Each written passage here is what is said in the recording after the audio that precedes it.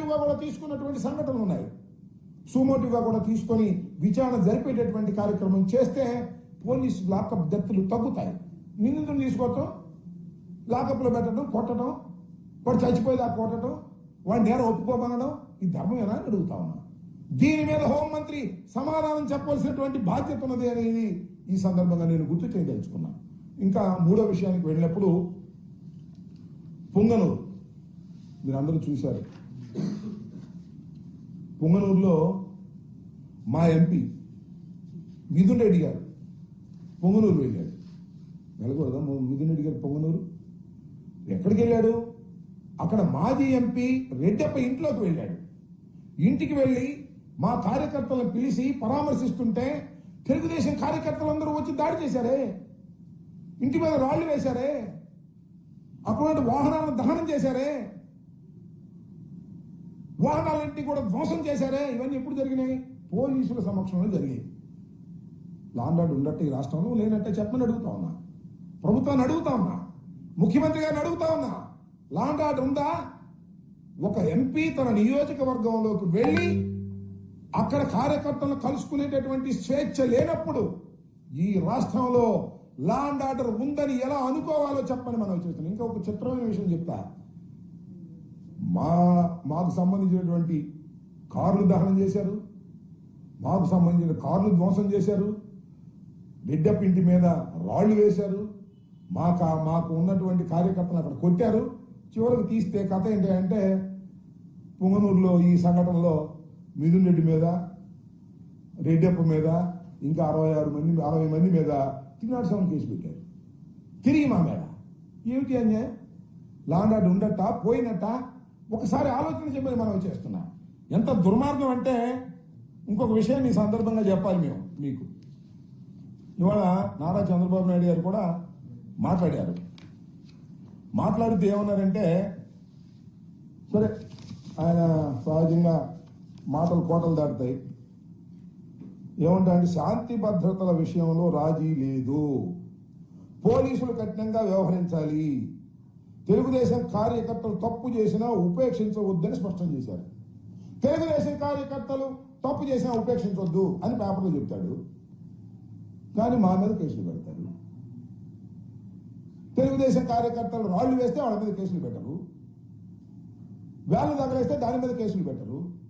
ఇంకో మాట మాట్లాడేది ఇక్కడ వినాలి మీరు. హోంమంత్రి అనిత మరింత చురుగ్గా పనిచేయాలి. ఈ చంద్రబాబు నాయుడు గారు అన్నమాట, ముఖ్యమంత్రి గారు అన్నమాట. హోంమంత్రి అనిత గారు చురుగ్గా పనిచేయాలి అంటే ఏంటి దాని అర్థం? హోంమంత్రి అనిత గారు, వంగలపూడి అనిత గారు చురుగ్గా పనిచేయటం లేదు అంటే ఒక మాట చెప్పాలంటే పని చేయటం లేదు. ఇంకో మాటలో చెప్పాలంటే ఆమె పనికిరాదు, నేనే లా అండ్ ఆర్డర్ను పర్యవేక్షిస్తా, ఆమె కాలిక అనేటువంటి మాట మాట్లాడారు. అమ్మా తల్లి అనిత గారు ఆలోచించుకోమని మనం చేస్తున్నాం. నీ మీద ఆరోపణ చేస్తున్నారు వాళ్ళు, నువ్వు సరిగ్గా పని చేయటం లేదనేటువంటి భావనతో మాట్లాడుతున్నారు.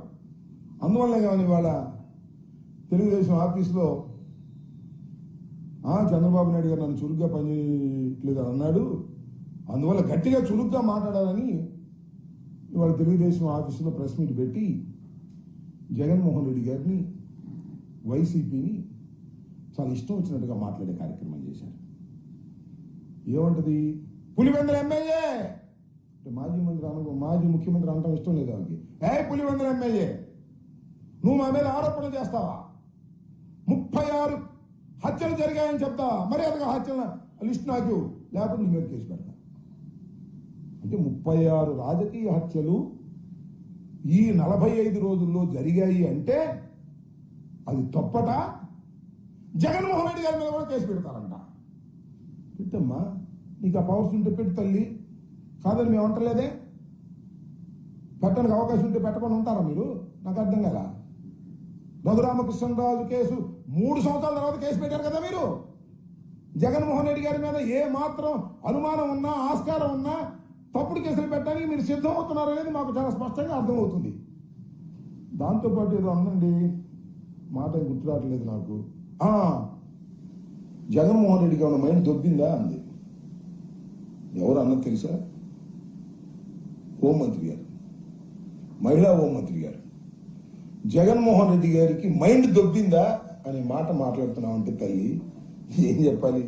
ఈ రాష్ట్రంలో ఇంకా లా అండ్ ఆర్డర్ను కాపాడేటటువంటి పరిస్థితి నీ దగ్గర ఉందని మేము నమ్మాలా?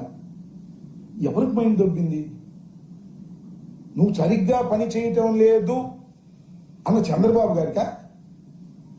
లేదు. ఇట్లాగే మీడియా సమావేశంలో మిత్రులు అడిగారు, ఏమంటే అక్కడ అలా జరుగుతుంది, ఇక్కడ ఎలా జరుగుతుంది, మీరు కట్టడి చేయట్లేదు హోంమంత్రికి అంటే ఏం చేయమంటారు? నన్ను లాఠీ పట్టుకోమంటారా? తుపాకీ పట్టుకోమంటారా? అన్నవాళ్ళకు దొబ్బిందా? నువ్వు లాఠీ తుపాకీ పట్టుకుంటావా? లాఠీ పట్టుకునేటటువంటి పోలీసుని అయ్యా లాఠీ ఉపయోగించు సందర్భం వచ్చినప్పుడు అని చెప్పు. తుపాకీ పట్టుకున్నటువంటి పోలీసు వారిని, ఎస్ఐని, సిఐని, డిఎస్పీని అవసరమైతే తుపాకీ ఉపయోగించమని చెప్పు, అన్ని సర్దుకుంటాయి. నువ్వు లాఠీ పట్టుకోవాల్సిన అవసరం ఏముంది? నువ్వు తుపాకీ పట్టుకోవాల్సిన అవసరం ఏముంది? ఎంత వ్యవస్థ ఉంది? ఎంతమంది ఐపీఎస్ ఆఫీసర్లు ఉన్నారు? ఎంతమంది డీజీపీ ఐజీలు ఉన్నారు? ఎంతమంది ఎస్పీలు ఉన్నారు? ఎంతమంది డిఎస్పీలు ఉన్నారు? వీళ్ళందరినీ వదిలేసి నన్ను లాఠీ పట్టుకోమంటారా, నన్ను తోటా పట్టుకోమంటారా, నన్ను తుపాకీ పట్టుకోమంటారా అంటానంటే అంతే జగన్మోహన్ రెడ్డి గారికి మైండ్ దొబ్బింది. ఏం మాటలవి? ఒక పద్ధతి లేకోకుండా మాట్లాడేటువంటి కార్యక్రమం చేస్తున్నారు. మొత్తం జరిగినవన్నీ కూడా నేను ఎత్తిన పడేస్తారు, గుర్తుపెట్టుకోమని మనవి చేస్తున్నా. కాస్త జాగ్రత్తగా మాట్లాడండి. మీరు ఇటువరకు లాగా తెలుగుదేశం మహిళా అధ్యక్షురాలు కాదు, యూఆర్ రెస్పాన్సిబుల్ పోస్ట్ లో ఉన్నారు. ఈ రాష్ట్రంలో హోంమంత్రిగా ఉండి లా అండ్ ఆర్డర్ను కాపాడవలసినటువంటి వ్యక్తులు మీరు. బాధ్యత మీకున్నది. మీ దగ్గర పెద్ద వ్యవస్థ ఉన్నది. అదే అంటే పోలీస్ వ్యవస్థ నిర్వీర్యం చేసి ఎలా చెప్తారమ్మా? ఈ కథలు నాకు అర్థం కాలా. ఎలా చెప్తారు పోలీస్ వ్యవస్థ నిర్వీర్యం అయిపోయింది అని? ఎలా చెప్తారు? అని చెప్పారు, 2 నెలలు వచ్చింది, ఇంకా చెప్తానే ఉంటారా? అదేమంటే వివేకానంద హత్య, గులకరాయి, కోడికత్తి ఎలా చెప్పుకుంటారమ్మా? నేను అవన్నీ చెప్పే కదా. మీరు అధికారంలోకి వచ్చారు, ప్రజలు నమ్మారో నమ్మలేదో కారణాలేంటో అది వేరే విషయం. మేము అపోజిషన్లో ఉన్నాం, కేవలం 11 సీట్లతో పరిమితమై ఉన్నాం మేము. ఇంకా మీరు ఆ కథలు చెప్తే అట్టదు, మీ కథలు చెప్పండి. మేమేదైనా అడిగితే వినుకొండలో హత్య జరిగింది, దీనికి కారణం ఎవరంటే అక్కడ బాబాయిని హత్య చేశారు, ఇదే సమాధానం. మొచ్చుమరిలో బాలిక యొక్క ఆచూకీనే మీరు చెప్పలేకపోయారు, చివరికి డెడ్ బాడీని కూడా పట్టుకోలేకపోయారంటే ఇంకో కథ మీరు చెప్తారు. ఇలా కథలు చెప్పేటటువంటి కార్యక్రమం కాదు. మేము ఓటమి పాలయ్యాం, అధికారంలోకి మీరు వచ్చారు, ఇంకా మమ్మల్నే దూషిస్తూ కాలయాపన చేయటం అనేది సమంజసమైనటువంటి అంశం కాదని ఈ సందర్భంగా నేను మనవి చేస్తున్నాను. కాబట్టి లా అండ్ ఆర్డర్ను కాపాడే పరిస్థితి మీరు తీసుకురావాలి. ఇందాక చంద్రబాబు నాయుడు గారు కూడా అన్నాడు, 36 హత్యలు, రాజకీయ హత్యలు అంటున్నారు, పేర్లు బయట పెట్టండి అంటున్నాడు. తొందర ఏం లేదు, బయట పెట్టుకుని ఎందుకుంటాం? 36 సంఖ్య చెప్పిన తర్వాత, సుమారుగా 300 307 కేసులని చెప్పిన తర్వాత, విధ్వంసకరమైన కేసులు చెప్పిన తర్వాత బయట పెట్టుకుని ఉంటాం. తొందర ఎందుకు సుందరవదన?